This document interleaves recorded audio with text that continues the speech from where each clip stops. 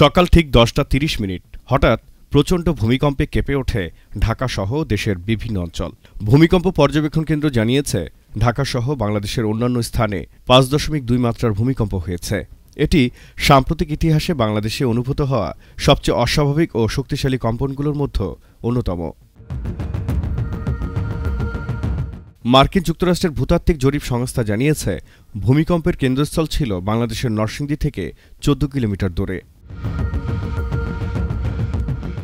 রাজধানী ঢাকা, চট্টগ্রাম, সিলেট, ময়মনসিংহ সহ আশপাশের জেলাগুলোতে কয়েক সেকেন্ড ধরে তীব্র ঝাঁকুনি অনুভূত হয়। বহুতল ভবনগুলো দুলে ওঠে, অফিস, আদালত, স্কুল, কলেজ ও বাজারগুলোতে আতঙ্ক ছড়িয়ে পড়ে। অনেকেই নিরাপত্তার জন্য ভবন থেকে বের হয়ে খোলা জায়গায় অবস্থান নেন। এখন পর্যন্ত বড় ধরনের ক্ষয়ক্ষতির খবর পাওয়া না গেলেও পুরনো ঢাকার আরমানিটোলায় ভবনের দেয়াল ধসে 3 জনের প্রাণ হারায় এবং কিছু কিছু আহতের ঘটনা ঘটে। আর বিভিন্ন এলাকায় দেয়ালে ফাটল এবং ভবনের অভ্যন্তরীণ ক্ষতির খবর মিলেছে। জরুরি সেবাদানকারী সংস্থাগুলো ইতিমধ্যে মাঠে নেমেছে। দুর্যোগ ব্যবস্থাপনা অধিদপ্তর জানিয়েছে, প্রতিটি জেলা প্রশাসনকে সতর্ক অবস্থায় রাখা হয়েছে।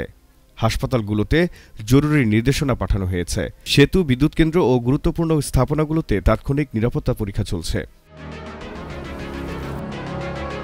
বিশেষজ্ঞদের মতে, কম্পনের ধরনটি এই ঘটনার অস্বাভাবিকতা প্রকাশ করে।